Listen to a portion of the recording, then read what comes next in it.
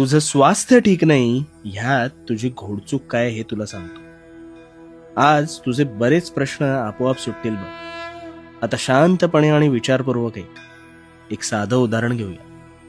मला सांग, तू जिभेचे जास्त लाड करतोस की पोटाचे? अर्थात जिभेचे. यामुळे तू काय करतोस? त्या पोटावर अत्याचार करतोस. मग आपण ग्रहण केलेलं अन्न हे कुठे जात रे? पोटातच ना.